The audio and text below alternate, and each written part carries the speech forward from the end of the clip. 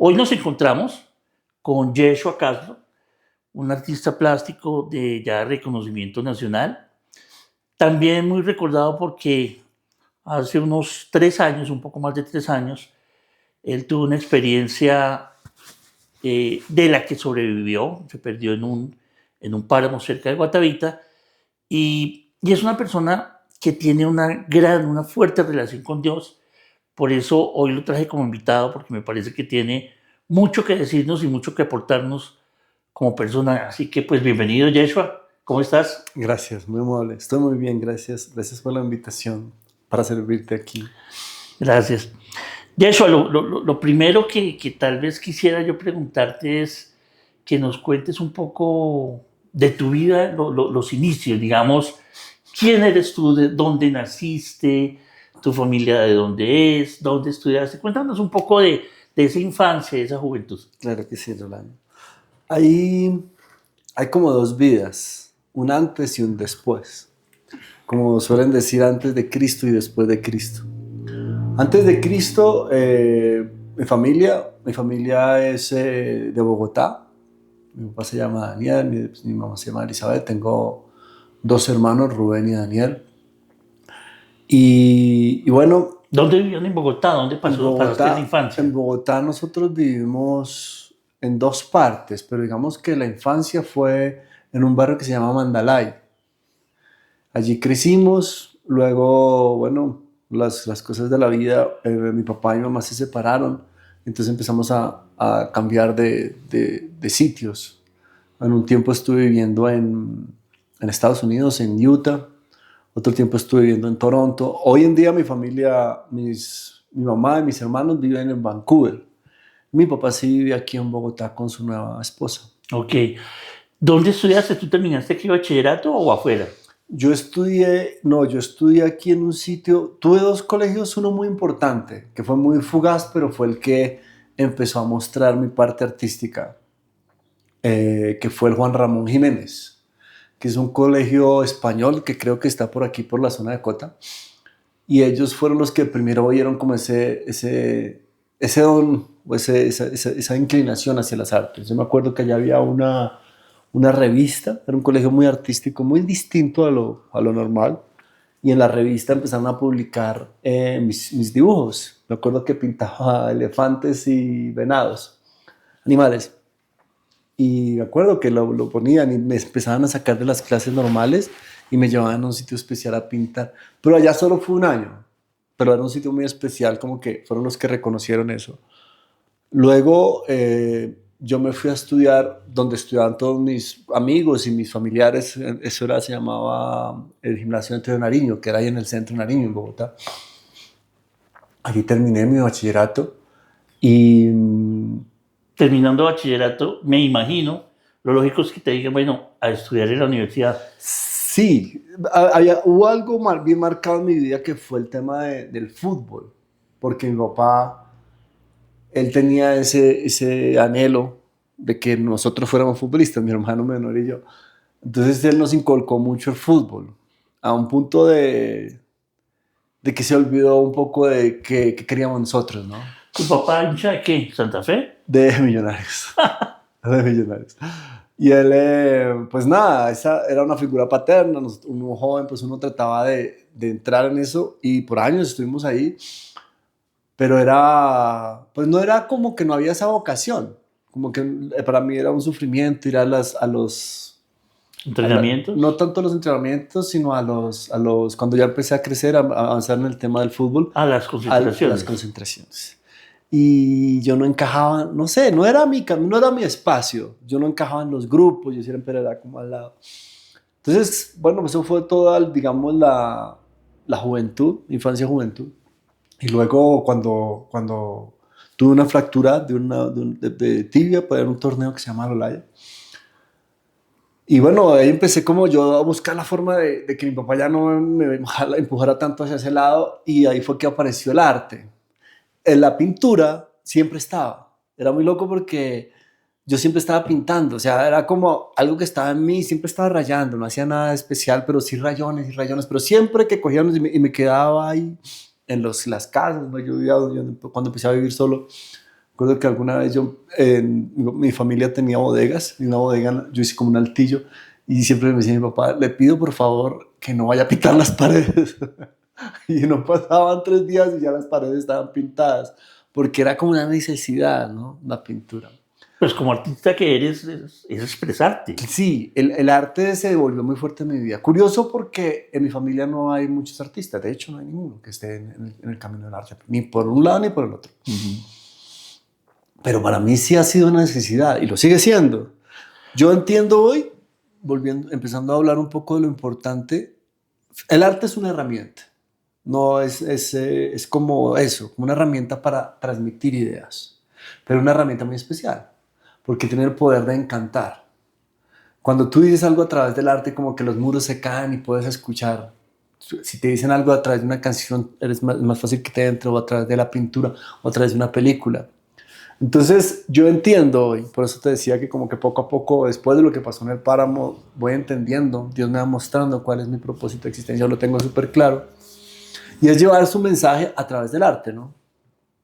Y es lo que estoy haciendo. A través del arte, ahorita estamos hablando un poco de la pintura, estamos impulsando una exposición que se llama Un Pacto Eterno, que es también como se llaman mis canales en YouTube, en Instagram y en TikTok. El arte es una herramienta que puede ser utilizada para el bien o como para el mal. Uno ve artistas que pintan cosas hermosísimas, pero también hay artistas oscuros que pintan cosas demoníacas. Lo mismo la música. Hoy entiendo por qué el arte es tan importante en mi vida y se hizo tan importante cuando yo no tendría por qué salir artista, porque yo no tenía esos lazos generacionales, en mi familia no hay artistas. Pero hoy entiendo el por qué, porque hay un mensaje muy importante que comunicar y la mejor forma de hacerlo es a través del arte. Ahí quería hacerte una pregunta, Yeshua. Obviamente, bueno, tomaste distancia porque no era algo que te gustara mucho el fútbol, pero hubo la inquietud entonces, ya que tienes la inquietud artística, de entrar a estudiar artes plásticas o música. Yo estudié, sí, estudié. A mí me empezó a llamar mucho el cine. Fue una temporada, después de lo del fútbol, una temporada que yo veía películas, hasta muy poco, hace mucho, yo veía películas todos los días, todo el cine. Y apareció la oportunidad de unos talleres de actuación y empecé a estudiar arte dramático. Yo empecé a estudiar primero en la Charlotte, hice el primer taller como los sábados para ver qué sentía yo, porque también era un poco tímido y salir allá no me gustaba mucho, pero me gustó. Y empecé a hacerlo y luego estudié con Paco Barrera en Estudio 21, que fue una escuela muy interesante porque, digamos, te abrían, digamos, el marco referencial. No era solo actuación, sino te invitaban a hacer pintura, a hacer música, a ver cine, que eso fue lo mejor de esa escuela. Luego también estuve con Rubén Di Pietro, que era un argentino que ya se murió, que también hacía unos talleres muy interesantes, muy viscerales. Luego en Caja de Herramientas con Alfonso Ortiz, en la Casa del Teatro. Digamos que en cuanto a escuelas, lo que más en el arte en general, lo que más estudié fue arte dramático. Y pues muy relacionado con el cine. Siempre estaba haciendo cortometrajes por mí mismo. Yo tenía una cámara y tengo varios cortometrajes hechos, ¿no? ¿Tuviste alguna oportunidad de hacer papeles para cine, para televisión? Al comienzo hice para televisión, pero luego como que tenía como el llamado de hacer mis propias cosas. Sí hice unos en la televisión, pero a costas muy pequeñas, pero luego como que le perdí el interés a la televisión y empecé a hacer mis propias cosas. Entonces yo las escribía o las sigo escribiendo y las dirigía y las actuaba, haciendo un poco de todo. Y he hecho tengo algunos documentales, tengo varios cortometrajes. Y con la ilusión de hacer una película, siempre está ese tema del cine, ¿no? Está la inquietud artística, pictórica, gusto por las artes dramáticas, actuaste, tienes el gusto por las artes audiovisuales, La música. la música. También escribo. Yo de lo del páramo, yo escribí 2 libros que están ahí en Amazon. Y bueno, también me gusta mucho la escritura. Sobre todo que el cine tiene eso, ¿no? Que es el conjunto de varias artes, ¿no? Entonces, pues la escritura tiene que ver mucho con cine, porque tú puedes contar historias, ¿no? Y todas las artes en general están relacionadas. Teniendo, digamos, esa vena artística tan pronunciada, Yeshua,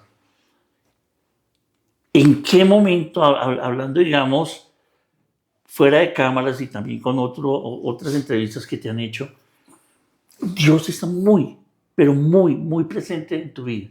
¿Ha sido así siempre? ¿O cuándo encontraste a Dios? ¿Cuándo fue ese renacimiento, digamos? Un momento. Te cuento, la historia es así como, yo, de hecho en el libro hablamos un poco de eso porque es muy cinematográfica como todo empezó. Fíjate que yo hice un taller de actuación con Víctor Mayarino. Actualmente yo siempre buscaba la verdad. Hay dos tipos de actores, unos que piensan que el actuar es el arte de decir mentiras. Ese es un tipo de actores. Yo soy de los que piensan que el actuar es el bello arte de llevar una verdad a la escena. Entonces, mostrar el alma en la escena, mostrar un ser vivo, mostrar lo que es uno, abrir el corazón. Entonces, para eso, pues hay varios, digamos que métodos. Hay uno que se llama el método, sobre todo para los que quieren llevar la verdad. Y tú te metes con la verdad, cosas tuyas, y empiezas a construir lo que vayas a construir, pero basado en tu vida y en tus emociones, buscando la verdad. En ese entonces, el señor Víctor Mayarino propuso un cuadro teatral que era con 4 animales y un arma, algo así. Y tuve que crear lo que fuera. Por destino, yo hice una obra bastante oscura. Imagínate, el título de la obra era Hay que matar a Dios. No. Y como el tema era llevar la verdad, o sea, yo buscaba herramientas de verdad. Okay. Yo no creía ni en Dios ni en el diablo, gracias al señor Paco Barrera, porque el señor Paco Barrera sembró una idea, el peligro de los malos profesores. Él dijo, Dios y el diablo no existen. Tan solo son... Qué pena la interrupción. Pero antes tú eras, digamos, por formación de tus papás, o era una persona católico normal. Que el católico normal... El católico no practicante. El católico no practicante. Que ese es sinónimo de nada. Pero digamos, uno pasaba y cuando ya le decías echar la bendición, que es lo como que le enseñan a uno de niño. Correcto. Yo hice la primera comunión, la confirmación, todo ese tema. Pero eso es igual a nada. Porque tú no entiendes nada. Por eso es una gran trampa el catolicismo. Pero el tema fue que yo hice ese cuadro con toda la verdad. Me refiero, yo me puse en el lugar de como dije anteriormente, el aporte del señor Paco, el peor aporte que hizo fue el asesinar mi fe, porque él dijo, el Dios y el diablo no existen, tan solo son 2 inventos de la sociedad para explicar el bien y el mal. Entonces yo era totalmente irresponsable con el tema. Y en esa ignorancia, pues imagínate cómo le pongo el título que le pongo a la obra, es mejor dicho, hay que matar a Dios, o sea, de entrada no creía en Dios, ¿no?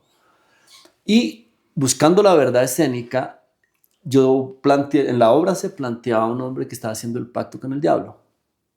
Yo me puse en la tarea de cómo, no investigué, pero sí cómo lo haría yo, dándole mi nombre, dándole una fecha para entregar el alma. Hacía un ritual antes de la presentación, así muy oscuro, de orinar alrededor y cosas muy feas. Pero todo salía de acá. Yo no entendía que salía de acá, pero guiado por el enemigo, porque por supuesto que el diablo existe. Y por supuesto que Dios existe.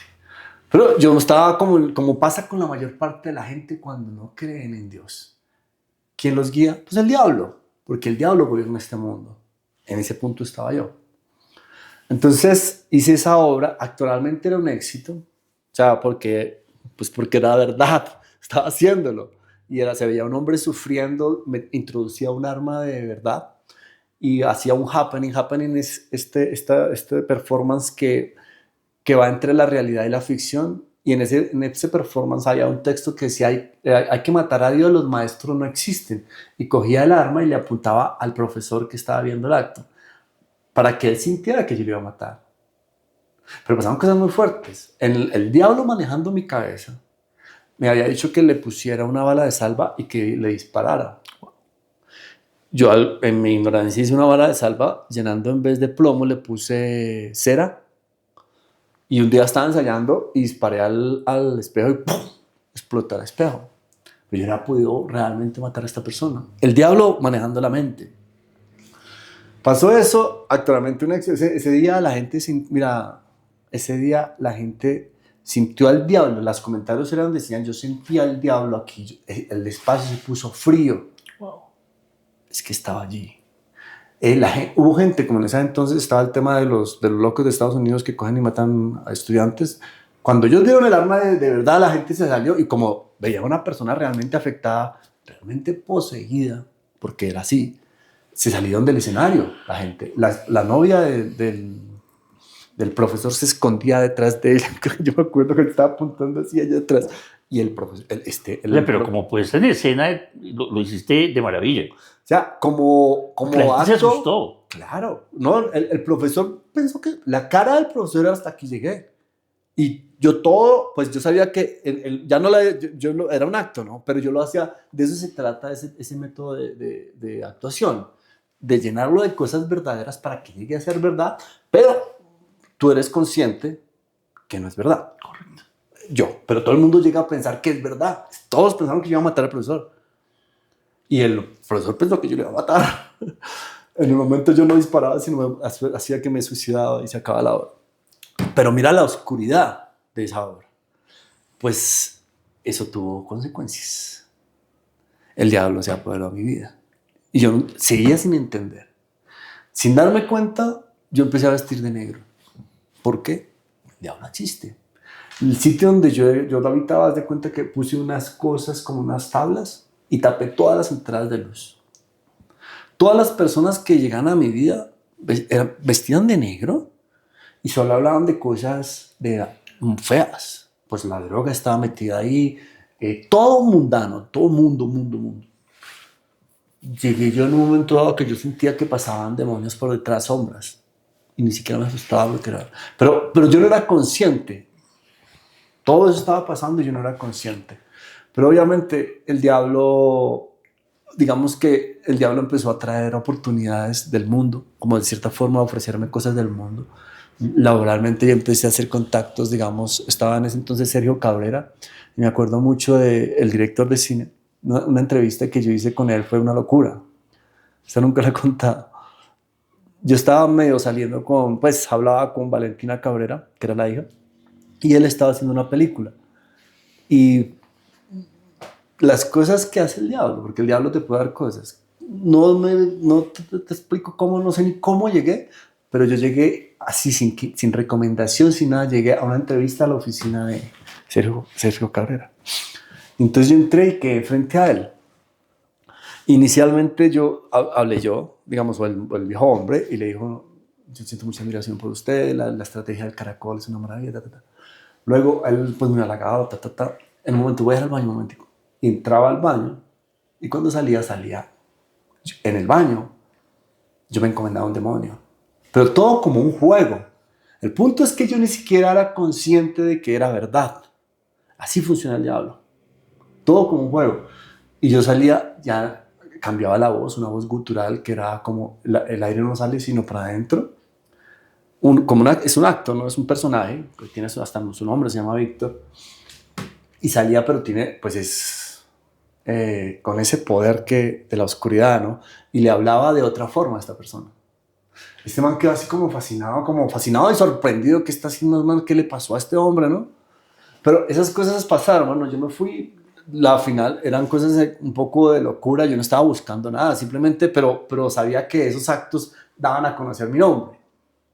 Entonces, en esa dirección del arte y del tema artístico, digamos, estaba apareciendo cosas buenas, habían oportunidades, salían trabajos, de pronto había algo de dinero, pero por dentro estaba destruido. Mis relaciones con las personas eran terribles. Llegó un punto en donde yo llegué a cantar una canción. Ese día yo llegué allá al sitio ya con mucha tristeza, porque también estaba el tema de la marihuana y eso, ¿no? Que la marihuana es un depresivo. Y canté una canción que decía, hoy necesito que llueva duro, necesito que tu amor esté. Y empezó a llover muy duro. En ese entonces tenía hasta un vestido parecido a pero me había calviado. Y yo tenía cámara, porque como yo trabajaba con el video y eso, entonces yo lo estaba filmando, me acuerdo muy bien. Y en un momento dado, mientras yo cantaba esa canción, que solo era ese estribillo, y necesito que yo adoro, necesito que tu amor esté, abrí los brazos como haciendo una cruz con el cuerpo y cayó un rayo. Y digamos que se acabó la escena. Yo me fui al cuarto donde yo me metí ahí, un sitio súper oscuro, y me recosté y las palabras que salieron de mi boca fueron: no sé si hay Dios, no sé si hay diablo, no sé si hay cielo, no sé si hay infierno, no sé si hay espíritu, no entiendo nada. Lo único que quiero es que esto se acabe.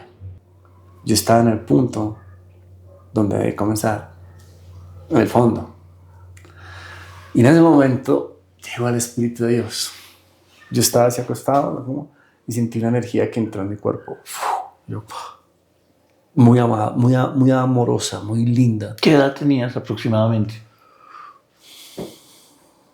Digamos que unos 27, 30, entre los 27 a los 30, algo así. Okay. No vivo muy pendiente del tiempo, pero algo así. Sí, pensando un poco. Sí, más o menos 27, 30.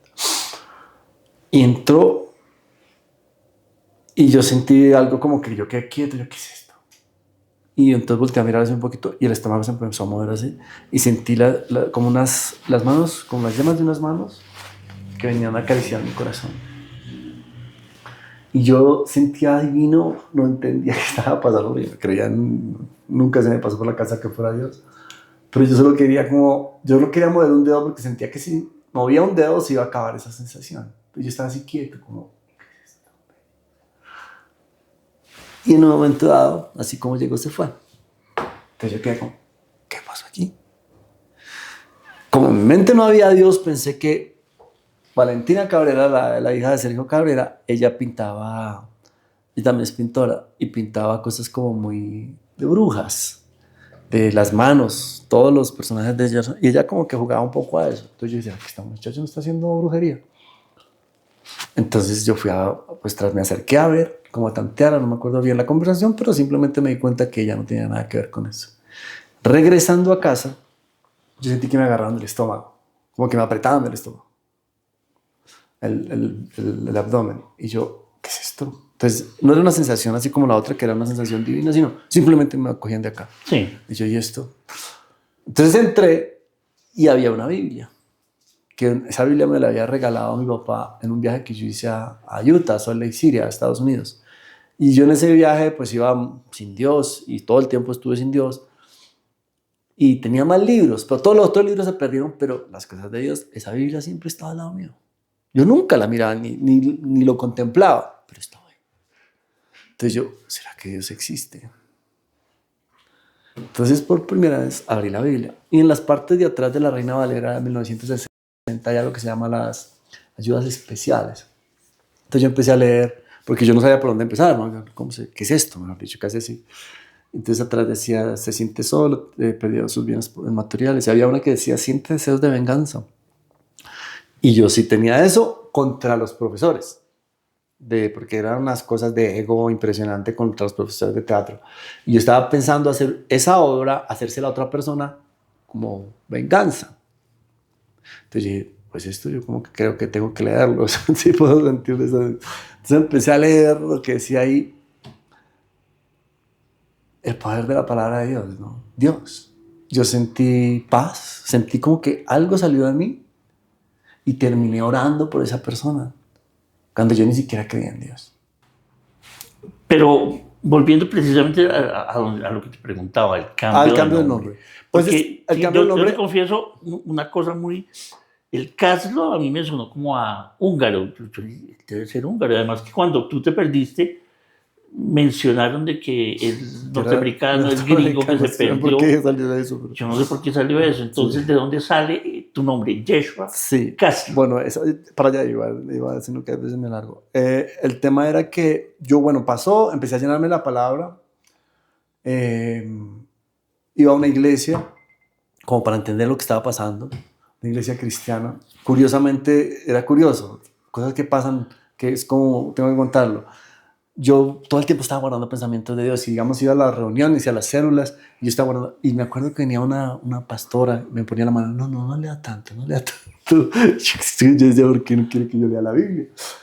Entonces luego un día yo llegué al sitio donde vivía, ya había entrado la luz, literalmente, aquí había una teja y yo la quité y puse un vidrio, entonces todo el sitio se volvió luz. Ya Dios, las cosas de Dios, lo que era oscuridad se volvió luz.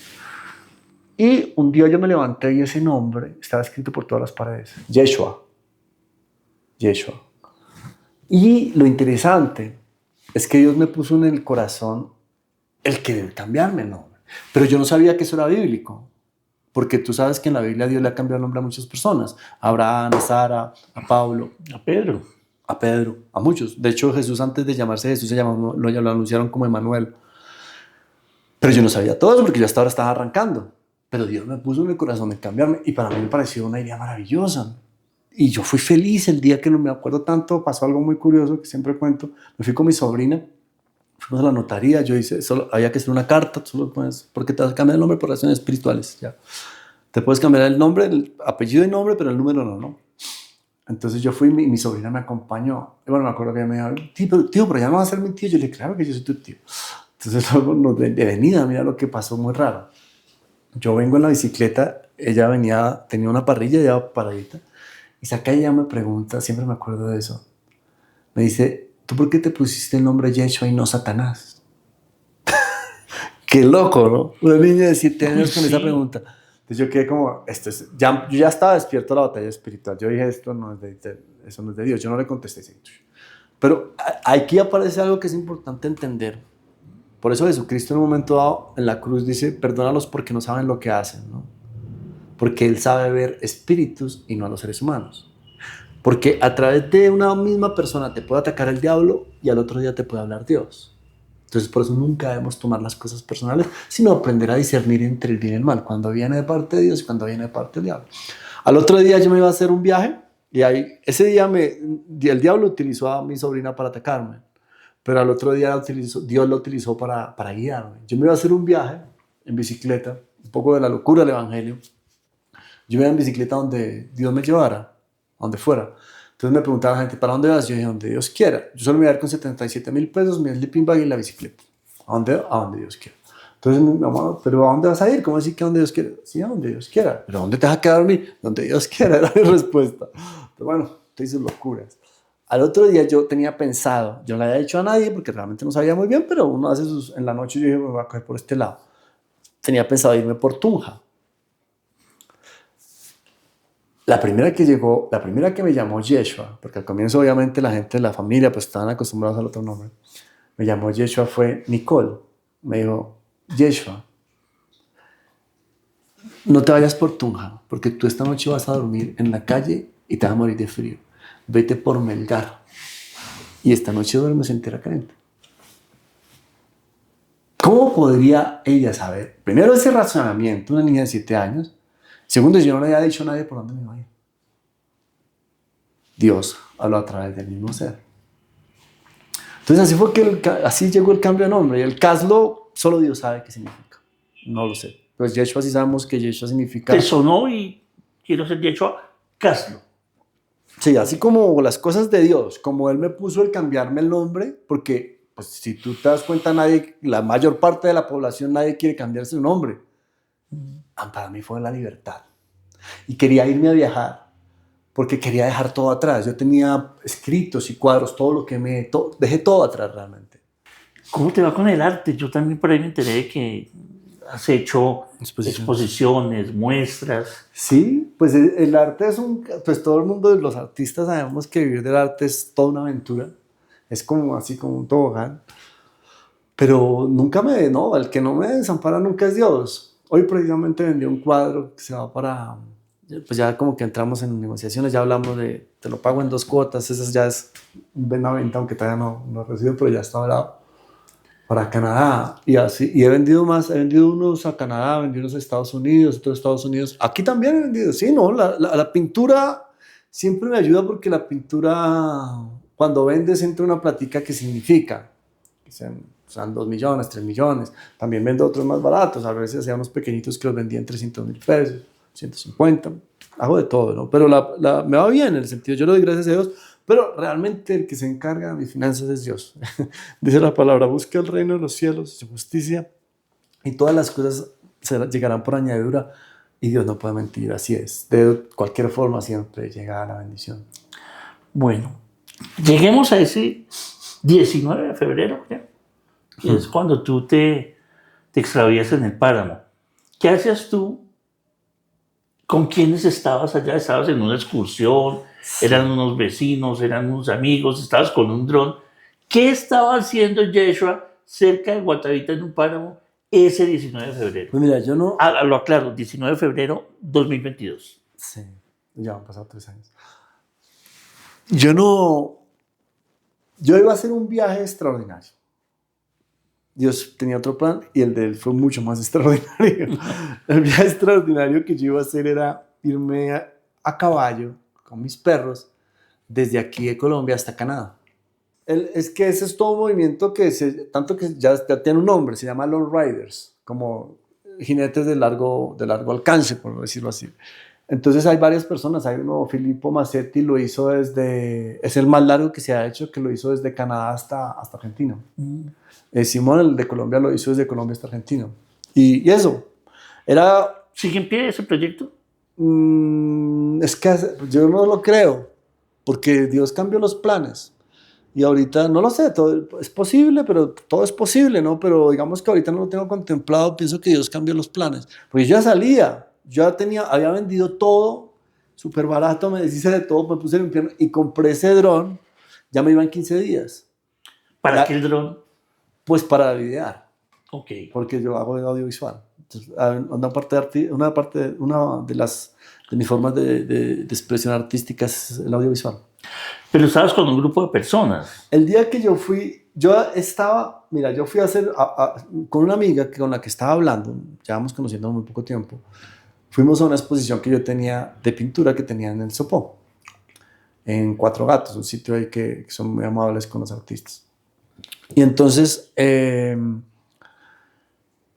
me dijo, oye, mañana vamos a ir a una caminata súper linda, ¿por qué no llevas tu dron y lo pruebas?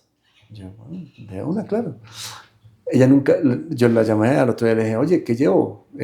¿A dónde es que vamos? No, llévate con la ropa que haces ejercicio. Pero nunca me dijo que íbamos para un páramo. O sea que yo me fui cero preparado. O sea, me fui en sudadera. Cuando llegué allá, me fui empezando a enterar que íbamos a un páramo y bueno, pues no pasaba nada. Pues obviamente no sabíamos que nos íbamos a perder. Entré allí, era esta chica con la que llevaba poco tiempo conociéndome, y otras 2 personas que nunca había visto, que era el guía y una mujer que venía con el guía, que era creo que aprendiz de guía. El tema fue que entramos allá, yo saqué el dron y lo volé por primero en un sitio bonito y luego me deja un poquito de batería para cuando lleguemos allá. Y yo así, sí. Ya estando allá, lo saqué y el dron yo estaba familiarizado con un dron Phantom que es más grande. Era un Mini, un Mavic Mini.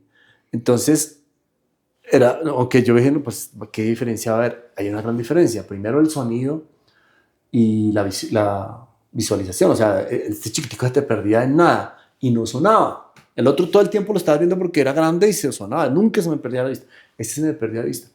Entonces, ya estando ahí volando, se perdió la vista. Y yo le grité al guía, oye, ¿escuchas al dron? Yo lo oigo, pero no lo veo. Entonces yo le puse return home, pero la batería dijo que no alcanzaba. Entonces ahí yo en la pantalla vi cómo empezó a bajar y cayó ya, pum. Y en el tema, en el aparatico, en el control, te dice dónde está y te da un tiempo para que lo encuentres. Entonces yo empecé a apurar, está allí, que no sé qué, pero haz de cuenta que eso se llama el Cerro Pan de Azúcar, que es como una meseta. Y haz de cuenta que está aquí y aquí está abajo, pero todo esto es virgen, allá nunca ha bajado ningún ser humano. Pero en teoría no es tan grave, simplemente es bajarse y subirse. En teoría. Entonces yo iba apurándolos, vamos, que no sé qué. Entonces ellos dijeron, el guía, ¿no? Pues el guía era el que tenía el mando, dijo, no, pero bajemos por la izquierda, que aquí hay un camino. Yo dije, listo, vamos, yo era afanado porque se acaba la batería. Entonces él me dijo, bueno, entonces digamos que ellas 2 se queden aquí para que nos avisen y no nos perdamos. Entonces, me dijo, no nos podemos separar, tenemos que ir los 4. Yo le dije, listo. Entonces en un momento él cambió de dirección, dijo, no, mejor no vayamos por la izquierda sino por la derecha. Yo le dije, listo, yo era todo con el afán, ¿no? Entonces yo arranqué adelante, corriendo así como rompiendo todo para entrar. Y ellos se fueron quedando, yo me fui, como que yo me fui en busca del dron, porque era realmente interesado, ellos no estaban tan interesados en encontrarlo, les daba lo mismo. Entonces, cuando llegué al sitio donde posiblemente estaba, pues donde decía la ubicación, pues eso estaba muy virgen, o sea, yo entré así como rompiendo matorrales y yo sentí por primera vez como, oye, esto está como fuerte, ¿no? Entonces yo dije, qué dron ni qué nada, de pronto me pierdo acá. Entonces los llamé. Entonces yo llamé, hey, no contestaban. Entonces yo, hey, pero pues no, pues yo decía, no pueden que no me escuchen, estamos tan cerquita, no contestaban. Entonces yo dije, estos se debieron ir por el otro lado, por el lado izquierdo. Entonces yo estando, haz de cuenta que yo estaba acá, entonces yo arranqué acá para tratar de salirles al encuentro. Y el punto fue que nunca encontré el caminito del que hablaba y pues nunca salieron al encuentro. Entonces me fui metiendo. Y cuando me di cuenta, pues ya estaba perdido. ¿Qué pena la pregunta tan tonta? ¿Encontraste el dron? Se perdió. Se perdió. ¿Sobre qué horas eran cuando tú te das cuenta que estás perdido? No era tan tarde, eran como las 2:30 de la tarde.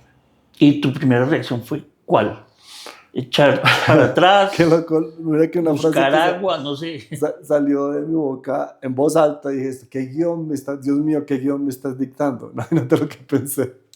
Sí. Pero lo primero, pues no, inicialmente, pues yo traté de buscar este camino del que habló el guía, que fue el que terminó perdiéndome, porque ese camino no existe, al presente pienso que no existe, algún día con él nunca nos volvimos a ver, y tampoco hablar, quedaron muchas cosas así como complejas, ¿no? Porque también lo juzgaron mucho porque él era el guía, porque se fueron y me dejaron allá metido, porque ellos se devolvieron.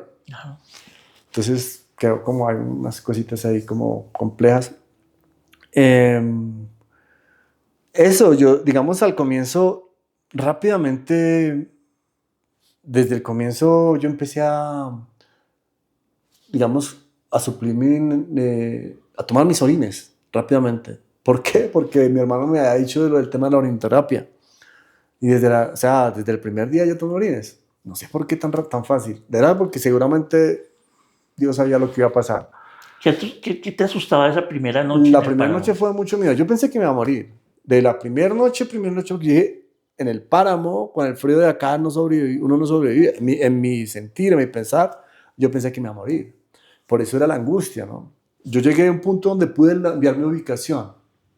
Y todos me dijeron, tienen que quedarse ahí, pero empezó a llover durísimo. Y pues yo veía que no llegaban. Y se puso, cuando en el páramo cae la tormenta, se pone muy oscuro, pero oscuro es que no es a esta distancia. Entonces pasó eso y pues el tema del frío, yo siempre tuve claro que no podía dejar de enfriar mi cuerpo. Entonces yo todo el tiempo estaba moviéndome. Y empezó a llover y yo empecé a moverme pues para no dejar enfriar el cuerpo. Y me aparté de la zona donde había enviado la ubicación. Entonces yo dije, no, pues ya no la podía encontrar porque estaba totalmente oscuro. Y yo dije, no, yo creo que puedo salir, tratemos de volvernos. Y empezamos a andar y pues eso cada vez más perdido, ¿no? Me acuerdo que encontré un riachuelo porque andar era muy difícil. Y el riachuelo pues era como un caminito y yo iba caminando así. Y di un paso en falso y me fui a un pozo. Y quedé el agua así y me sumergí todo. ¿Pero era de noche? De noche, ya era de noche y helado. Ahora, yo no sé qué tan de noche era, porque como cuando cae la tormenta, todo se vuelve, o sea, parece noche. Estaba muy oscuro, ¿no? Cuando caía el pozo ya estaba de noche, sí. Y entonces salí de ahí con pues mucho miedo, ya como asustado, con miedo. Yo dije, me voy a morir. En el momento cuando salgo yo sentí que el cuerpo me dolía y esa necesidad de calentarlo de alguna forma. Entonces yo hice así y empecé a mandar el aliento a mi corazón, que me estaba doliendo, dolía literalmente el corazón. Pero cuando empecé a enviar el aliento, como que sentí el calorcito y vi como Dios me mostró como una salida. Entonces lo que hice fue que me quité la camisa, me la mandé por acá, me quité el pantalón y ahí sentado empecé a hacer ejercicio todo el tiempo como con clillas y abdominales para levantar la temperatura y con la respiración y el aliento mandaba el vapor del aliento calentando el cuerpo. Y haciéndolo, logré estabilizar el cuerpo, porque llegué a tener hipotermia en ese momento, ¿no? De que tiemblas y que no puedes respirar bien. Pero estabas al descampado, te cubrían los No, árboles. ahí es que el páramo es muy complejo porque primero todo está mojado. Todo el tiempo, de los 17 días que yo estuve allá, todo el tiempo llovió y todo el tiempo todo está mojado. Y no hay como refugios, así como un árbol que tú te puedas cubrir, no. Todos los árboles son arbustos, todos pequeñitos. No, ahí estaba al lado de donde me caí, pues yo no seguía avanzando porque no se veía nada, no podía avanzar y ya me había caído en un pozo. Yo me quedé acurrucado al lado del riachuelo y me puse a hacer No, esa además que era el dinámica. riesgo, ahí te caíste en un riachuelo, hubieras podido O sí, irte por un despeñadero. sí, también que es muy peligroso, eso pasa allá, que como hay huecos, hay muchos peligros. Yo me cuido mucho. ¿Qué pasa el otro día? Me imagino esa Bueno, noche no esa pudiste noche, dormir. no, la verdad casi ninguna noche. Yo casi no dormí allá porque toda la noche estaba haciendo ejercicio. Y intuitivamente, hoy en día entiendo que eso le tienen hasta nombre. No sé si has escuchado la muerte dulce. Que la muerte dulce es que en el frío te da sueño y te Y duermes te y ya mueres. no te mueres porque se enfría el cuerpo. Pero yo siempre pensé, no sabía eso, pero por deducción decía, yo no me puedo dormir porque me congelo y me congelo y me muero. O sea, Entonces podemos todo el sacar una tiempo, conclusión. Tú querías seguir viviendo. sí. Sí, curiosamente yo quería seguir viviendo porque, no, pues Dios pone el querer como el hacer, porque, digamos, estos días hablaba, hay un verso que dice, para mí vivir es Cristo y morir es ganancia. Para un cristiano el morir sería sinónimo de, un verdadero cristiano morir es sinónimo de felicidad porque te vas con Dios.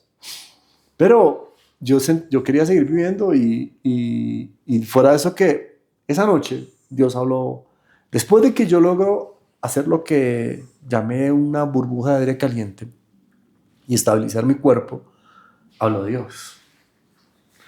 ¿Cómo habla Dios? Pues empiezan a llegar a tu cabeza ideas, pues que uno sabe que no son de uno.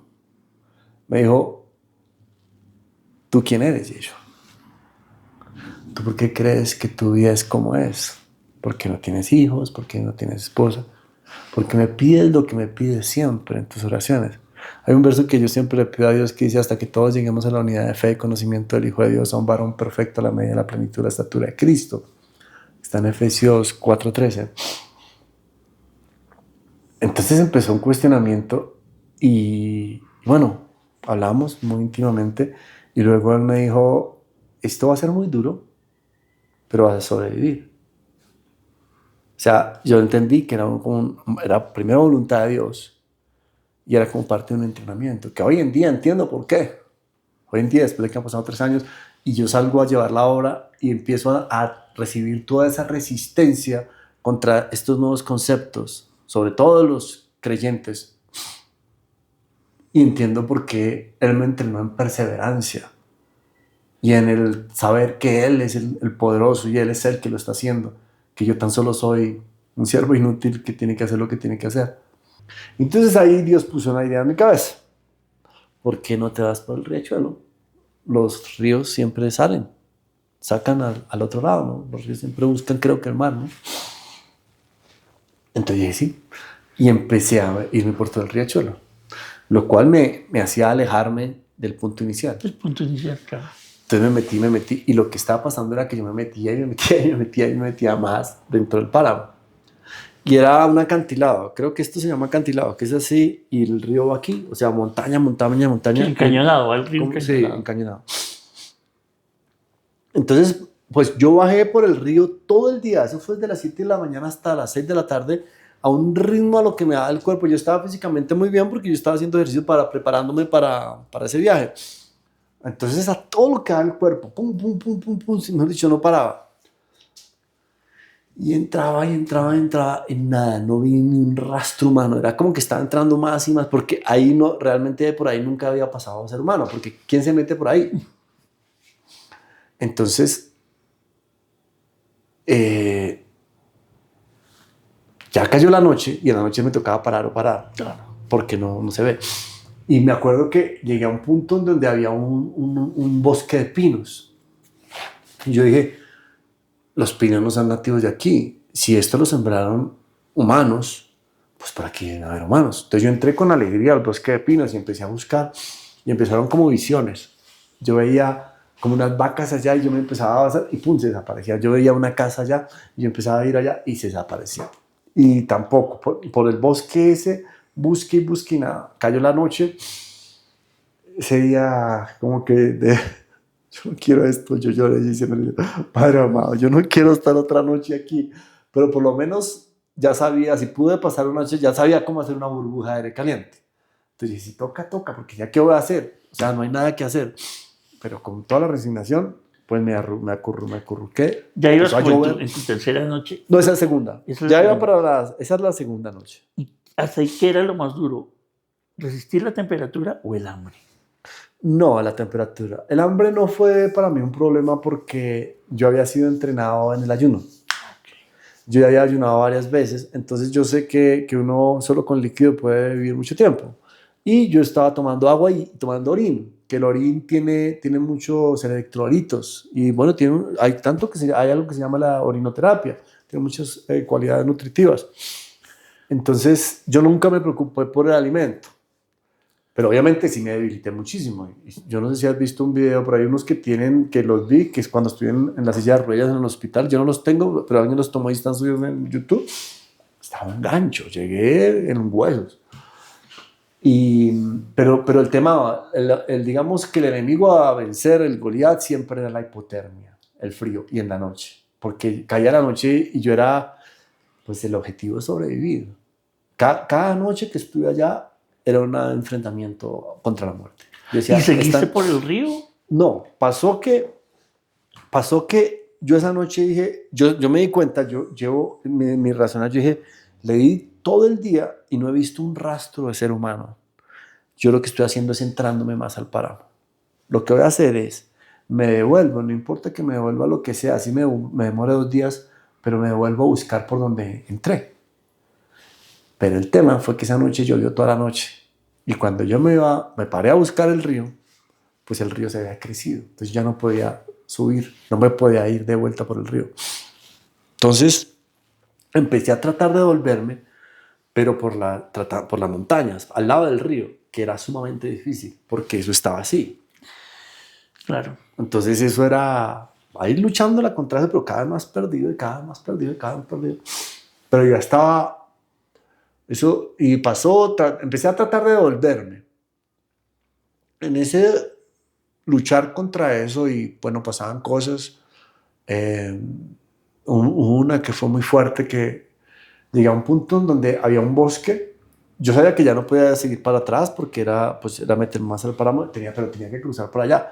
Pero era un bosque cerrado, que no había cómo meterse.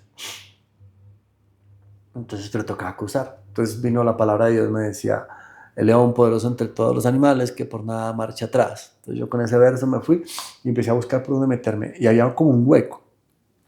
Y me mandé por ese hueco y yo me metía arrastrándome y es oscuro, pero sin saber hasta dónde podía ser, porque eso podía ser muy largo. ¿Pero era una cueva o era en la maleza? Era enfrentando para cruzar un bosque, pero era tan tupido que la maleza era muy cerrada. Entonces yo iba arrastrándome por el suelo y en un momento dado vi como una lucecita y salí como a respirar. Respiré un rato. Cuando me iba a mover, ya eran como las 6 de la tarde, pues no me podía mover. Las ramas me tenían amarrado. Entonces yo, y ahí, las 6 de la tarde, en medio de la nada, y empezó el diablo a mi cabeza. Se lo comió la selva, se lo comió la selva, se lo comió la selva. Así pasaron, seguían tormentas. Me acuerdo de otra tormenta que había noches que llovía toda la noche. Me acuerdo una que eso fue como en un valle de Frailejones. Y empezó a llover y yo trataba de hacer como cubrirme, quitar los troncos de los frailejones y trataba de hacer casitas o los ponía para cubrirme el agua en algo, ¿no? Pero eso era debajo del agua y era pues cayendo el agua y el frío, ¿no? El enemigo número uno allí era el frío. Entonces yo trataba de hacer ejercicio y gritaba y hacía mil cosas y empezaron a aparecer unos seres que hoy en día yo entiendo que eran como ángeles. ¿Por qué? Porque aunque no venían en la forma del ángel que uno piensa, venían siempre a ayudarme. Por decir algo, apareció uno que se llama, era como en forma de un chamán africano. Y él me mostró una forma de subir la temperatura del cuerpo por medio de cánticos imitando animales. Ok. Entonces, pues, funcionaba como fuera lo normal, delirante, el mundo espiritual, lo que sea. Pero el punto es que yo hacía lo que ellos me decían y funcionaba. Funcionó. Y terminaba pasando la noche. Y cada noche venía, digamos, cada noche era una batalla contra la muerte y cada noche venía uno distinto. Vino ese chamán, también vino un yogi, vino una que era como una mujer viejita, otra que era como una mujer vietnamita, muy rústica, dependiendo de la situación, ¿no? Y todos siempre me enseñaban algo. Mi mente siempre estuvo muy tranquila. Tanto que me acuerdo, en un momento empezaron a pasar cosas, ¿no? Enviaron los helicópteros para ubicarme. Y hubo un día que iba subiendo la montaña y apareció el helicóptero. Yo tenía una chaqueta roja y lo que movía hasta que me vieron. Pasó y no me vio. Y de pronto se va a volver. Y se volvió. Yo me vio. Tampoco me vio. Pero ahí mismo viene un pensamiento de Dios. Y sabemos que a los que aman, todas las cosas les ayudan. Los que aman a Dios, todas las cosas les ayudan para bien. Esto es lo que conforme a su propósito son llamados. Entonces, ellos se fueron, pero yo no quedé como, qué tristeza, ¿no? Sí, tú sabes, Dios mío, cómo hacer las cosas. Entonces la mente siempre está fuerte. Ese es el poder de Dios. Por eso es tan importante llenarse de Dios. Llega el día del rescate. ¿Tú lo esperabas? ¿Fue un momento a otro? ¿Escuchaste venir la gente? Hay una parte interesante, bueno, toca, chévere que leyeran el libro, pues sigo esto, pues se pierde una parte muy importante del libro, de cómo me ubicaron. Volvamos entonces al momento en que te rescatan. Tú me dijiste que me vas a contar una historia. ¿Qué pasa en ese momento? Bueno, ¿Los escuchaste llegar? No, ponle cuidado qué pasó. En el día 15, después del día séptimo, ya me tocó replantear las cosas. ¿Por qué? Porque ya mi cuerpo no daba. O sea, para seguir tratando de salir. Y ya me pasaba lo que suele pasar cuando tú estás perdido, que das la vuelta y llegas al mismo sitio. Me pasó, yo no, nada, mi cuerpo no, yo no tenía ya cómo enfrentar las bosques o la selva, o no sé, La naturaleza. Bosques, la naturaleza, ya no tenía cómo romper, porque tú rompías. Yo los brazos los terminé, todavía me quedan un poco de cicatrices, pero los brazos me quedaron como Cristo, así, vueltos nada, las piernas, porque yo rompía, pero ya el cuerpo no daba, no había energía, eran 7 días sin comer, solo tomando, sí puedo sobrevivir, pero obviamente la energía es muy bajita. Entonces Dios, Jesucristo se apareció. Jesucristo en un momento se aparece y me dice, ¿te gustaría pasar 40 días ayunando conmigo? Y yo, pues, te lo aseguro que en otro momento yo diría, mi Señor, qué honor tan grande. Pero yo pensé como, Padre amado, aquí, en este sitio. Entonces yo inicialmente como que no dije, sí, qué alegría. Claro que sí, no, sino yo me quedé pensando, santo Dios. Pero después de ver mi situación, yo dije, es que no hay otra opción.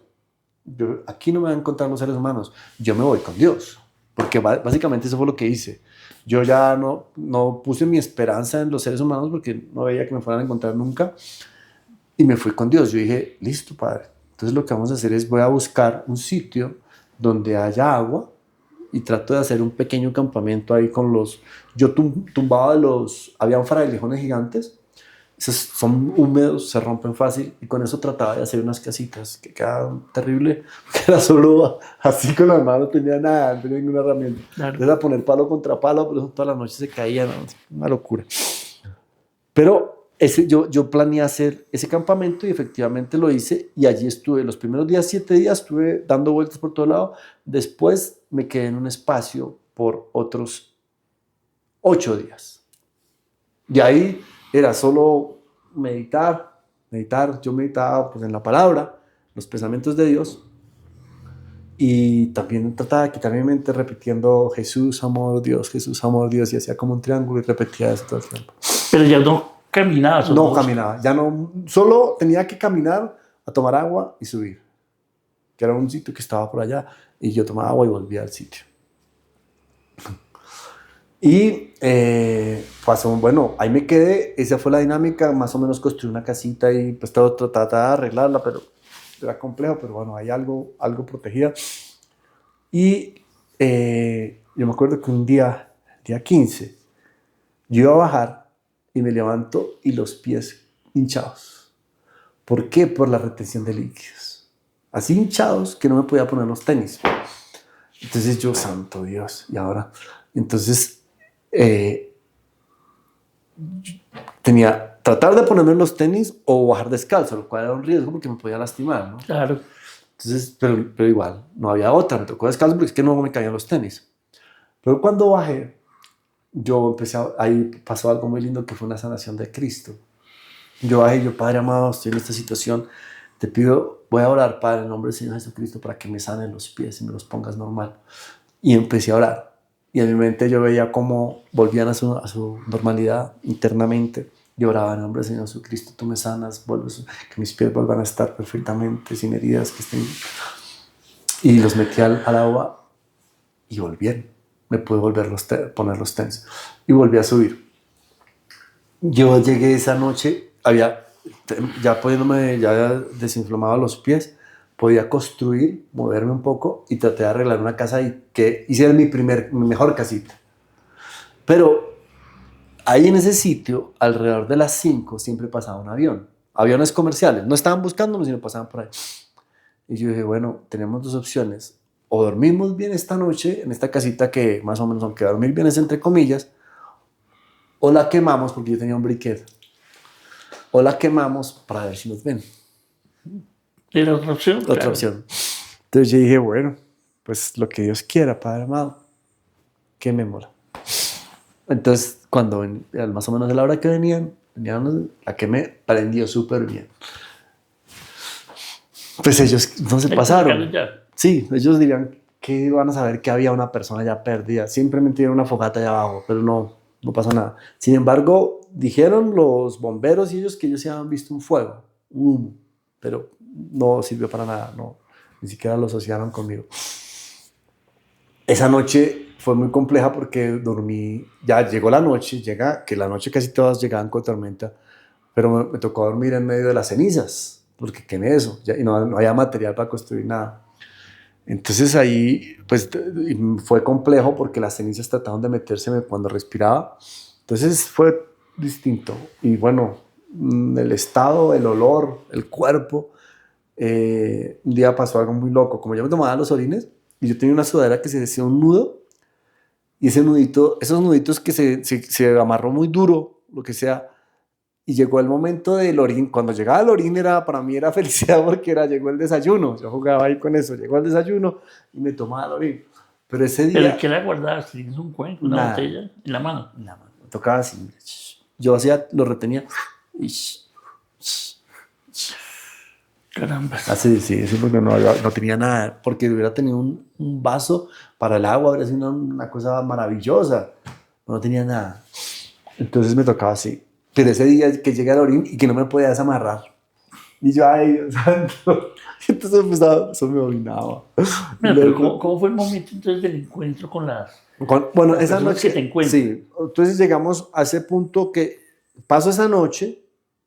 Esa noche apareció como un soldado del Navy, ahí entre las visiones, que estaba, cuando terminó la noche, entre las cenizas, amanece.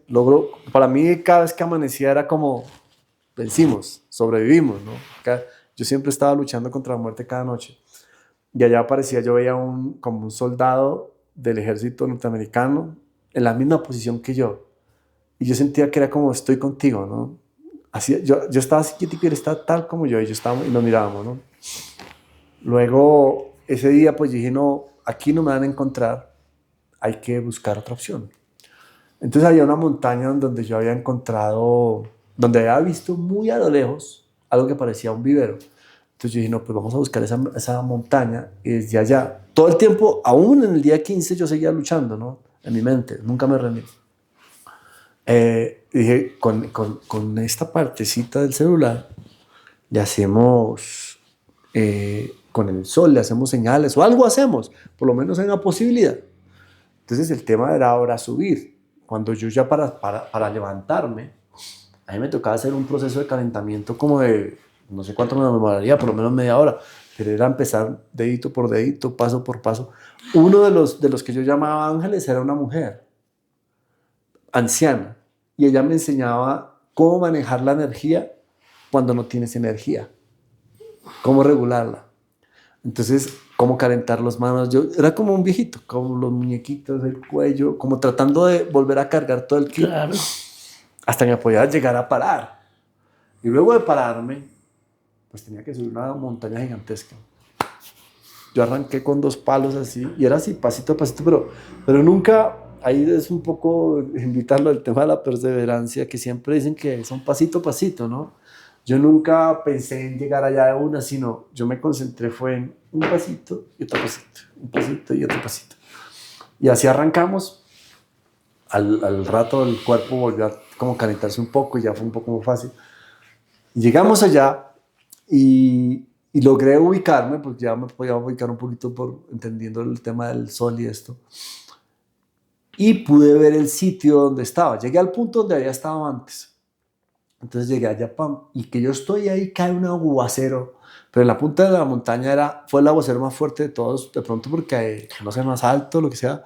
Era un aguacero que era como si botaran baldes de agua. Sí, una cosa que me asustó. Tanto que salí corriendo. Yo dije, como el instinto de la adrenalina, salí corriendo así con energía. Me fui a meter a un sitio y me quedé ahí quieto. Y estando ahí, yo escuché un río abajo.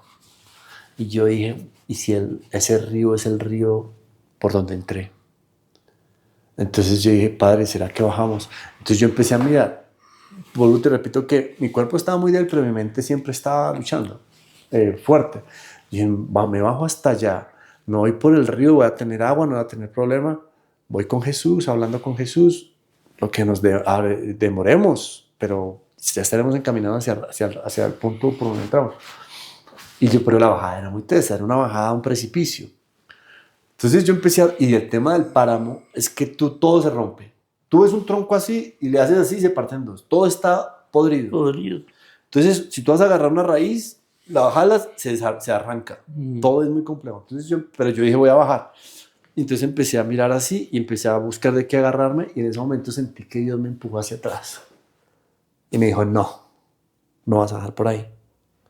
Vuelve al sitio donde estabas, que era un sitio donde yo había estado tratando de estirar, según lo que me había enseñado el ángel yogi, como le llamo yo, para relajar el cuerpo y recargar la energía. Me dijo, vuelve al sitio donde estaban, quizás mañana te encuentren. Después yo le obedecí a Dios, volví al sitio donde estaba, y cuando llegué allí, yo tenía un chalequito y el control del dron. Y yo me senté para cubrir, por la cola la tenía vuelta nada, para protegerla un poco, y sonó tito. O sea, el control del dron tenía batería. Entonces yo lo que hice, pues como un nuevo intento, tomé el control del dron, conecté el celular y traté de pasarle la batería al celular. Yo ya lo había intentado en otro lado, pero no había funcionado. Quedaba ahí quieto. Pero esa frase de Einstein que dice, si quieres algo distinto, no repitas las mismas cosas. Entonces yo traté de buscar una variante. Entonces yo dije, ¿y si mantengo este botón espichado por unos segundos? Y lo hice así, el control del dron, y empezó a sonar de otra forma distinta, que empezó a sonar ti, ti, ti, ti, ti, ti, ti, ti. Antes sonaba ti, ti, y cuando yo espiché este botón empezó a sonar ti, ti, ti, ti, ti, ti, y apareció la señal que estaba cargando. Entonces yo dije, está cargando. Entonces yo ahí, Diosito Santo, empecé a orar, Padre amado, por favor, que cargue, que cargue, que cargue, que cargue, que cargue. ¿Y qué crees? ¿Sí cargó? Cargó. Entonces cargó, abrí rápidamente el WhatsApp, envié mi ubicación a mi papá, a una chica que estaba como con contacto a los bomberos y accidentalmente a una prima. Y traté de hablar con la chica, le escribí a mi papá no contestó. La chica de los bomberos sí contestó, y yo cuando abrí, me envió un mensaje de voz, cuando fui a abrir el mensaje de voz, pero aparecieron los chulitos que recibieron mi ubicación. Y cuando yo fui a escuchar el mensaje de voz, se murió. Pero envié la ubicación. Yo ya ahí dije, la logramos. Yo dije, ya aquí no me muevo ni a palo. y desde ese momento yo supe, Dios me mostró que me iban a recoger. Yo pensaba que ellos iban a llegar en 40 minutos o algo así, pero no. Se demoraron un día en llegar. Llegaron al otro día Y pues nada, yo estaba ahí, la noche que pasé allá fue una de las noches más difíciles y más locas, la última noche en la punta de la montaña, por las tormentas, porque ahí el viento chocaba de otra forma, o sea, era muy frío, era como si te atravesaran navajas, era un frío muy complejo y pasaron cosas muy locas. Yo hacía lo que te digo que yo lo llamé así, las burbujas de aire caliente haciendo ejercicio, y cuando llegaba a cierta temperatura, yo aparecía en otro lugar. Aparecí en una cueva en donde había niños, todos pintados de blanco, calvos, y como con un shortcito así al estilo yogi. Y, y bueno, yo me acuerdo que les preguntaba, tratando de saber de parte de quién estaban, yo les pregunté, ¿ustedes saben cuál es la verdad? Entonces ellos no me contestaban. Entonces le pregunté a otros, ¿ustedes saben cuál es la verdad? Me contestó. Y entonces, ahí mismo, pum, regresaba donde yo estaba y estaba aquí en la punta de la montaña, estaba lloviendo y yo estaba tetereteando. Entonces empezaba otra vez a lo mismo, a cargar, como a calentar el cuerpo. Y cuando llegaba a una temperatura, aparecía en otro sitio. Y así aparecí como en 4 sitios distintos. Y amaneció.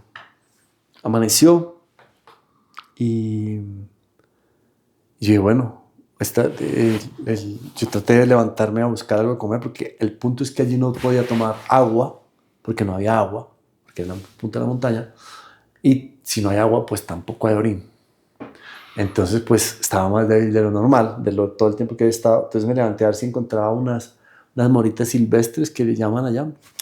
Me moví, pero no vi, y dije, no, hay moritas silvestres. Entonces me quedé a cuidar la energía, a quedarme quieto. Ahí tuve la última visión, que fue con unas amigas que yo conozco, en esa visión yo estaba como escudero, es una familia de los Angueira, yo estaba detrás de ellas, como escudero de ellas. Cuando estaba en esa visión, ¡pum!, gritaron, ¡hola! Entonces yo me levanté como un resorte, entonces allá venían, entonces ellos, yo contesté de vuelta, ¡hola! Luego me contó el que gritó que fue muy loco, todo tan de la mano de Dios. Primero, ten en cuenta esto. El único sitio donde yo podía conectarme a la red era en esa punta. O sea que si yo hubiese cargado el celular como lo cargué, en cualquier otra parte no hubiera servido de nada. Pero Dios me hizo subir a esa punta para que pudiera llegar a él. Otra cosa, la orden que había era que nadie podía hablar. ¿Por qué? Porque había una teoría de que a mí me había secuestrado la guerrilla. Entonces no podían gritar, todo lo hacían en silencio. Pero este chico, que era un vaquiano, él sintió el deseo de gritar, rompiendo la ley, o la orden, mejor dicho. A él le dijeron que no debía gritar, pero él gritó, ¡hola! Entonces, no, cállese, ¿qué está haciendo? Pero yo recontesté, él dijo, yo lo oí, que se calla. Entonces él volvió a gritar, ¡hola! Y yo volví a contestar, ya. ¿Qué pasa entonces en la vida de Yeshua después de que tiene esa experiencia tan fuerte allá en el Paraná? ¿Qué ha pasado en estos 3 años? Pues sí, al comienzo, pero es muy bonito cómo Dios tiene el control, porque al comienzo cuando sales como un poco de, ¿cómo decirlo? Sí, como una figura pública de pronto, porque salían los medios por el hecho, por simplemente la historia extraordinaria, pues de hecho por eso creo que me estás entrevistando, porque se vuelve algo fuera de lo normal. Y se abren muchas posibilidades, aparecen personas, algunas personas que querían hacer una película, otras personas, bueno, apareció hasta uno que quería ser manager de música, empiezan a aparecer cosas. Sin embargo, Dios, estando dentro del paraguas, me dijo, cuando tú salgas, poco a poco te vas a quedar solo. Y poco a poco ha ido pasando. Todo el mundo sigue con su vida, lo normal, ¿no? Y no, bueno, generalmente las personas que estamos con Dios, pues nunca estamos solos, pero digamos que disfrutamos la soledad física. Entonces, para mí, pues eso está muy bien. Y digamos que poco a poco, bueno, yo escribo los 2 libros. Eso aclara muchas cosas en mi mente. Empiezo ya después de tener claro mi misión, que es llevar ese mensaje del pacto eterno que está en la Biblia. Empiezo a acercarme a comunidades, como lo que te decía, que me acerqué a la comunidad aquí de los menonitas, compartiendo eso, pensando que iban a estar muy de acuerdo con guardar la palabra, con llenarse de Dios, pero hay casi que un ataque de vuelta, casi como si esto no lo traigas aquí. Tampoco pasa con ninguna de las comunidades. Entonces empiezo a sentir la importancia de eso. Entre más me rechazan, yo digo, y pues, lo importante es que lo veo en la Biblia, ¿no? No me están rechazando a mí, sino lo que está escrito allí. Yo veo, wow, que hay algo que no se está cumpliendo y debe cumplirse. Ya entiendo cuál es el propósito de mi existencia, el por qué viví todo lo que viví ahí en el páramo y qué es lo que debo hacer. Entonces creo un canal, pues digamos que buscando siempre las formas de llevar esa misión, creo un canal y en eso estoy, ¿no? Empieza uno a probar cosas, como llaman iterar ahí en las redes. También se ha ido aclarando el canal ya hoy en día. Inicialmente empezamos con otros nombres, hoy en día se llama como debe llamarse, que es un pacto eterno, y estamos llevando ese mensaje. ¿Ese canal está en YouTube? Sí, en YouTube, TikTok e Instagram. ¿Y cómo lo busca uno? Un pacto eterno. Un pacto eterno. Un pacto eterno. La trompeta. Teníamos aquí nuestra trompeta y tú me habías comentado la posibilidad de hacer o de interpretar una melodía. Es una canción. Y en la parte final tocó la trompeta, pero la canción, pues, a mí me gusta la idea porque, pues, es un poco lo que hago, como a mi música, que va a una canción, cuento, pues hago la melodía de la canción como suele ser una canción, pero al final, digamos que yo llevo el mensaje de la canción, ¿no? O sea, y todo va muy enlazado. No solo hablamos del pacto eterno, hablamos de varios temas, pero todo es llevando el evangelio, ¿no? Entonces, pues si quieres... me darías el favor. Con mucho amor y con mucho gusto.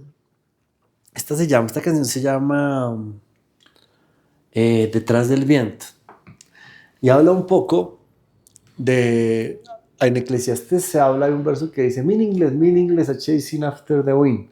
En español dice sin sentido, corriendo detrás del viento.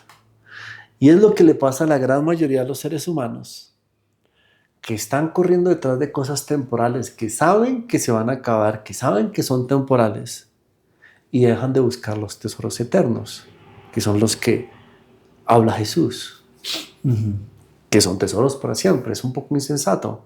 Muchas veces también es simplemente porque no lo saben, no les han contado que hay tesoros eternos. Entonces eso habla la canción. Escuchémosla entonces, por favor. Escuchémosla, a ver cómo suena. Y yo les grito, miren a Cristo, y ellos se suelen burlar. Él siendo un rey, vino a este mundo, y dinero no quiso amasar, pues él sabía que de este mundo nada se puede sacar. Y allí van todos, van como esclavos, ciegos borregos, detrás de lo que es temporal. Van trabajando, van como esclavos, detrás de lo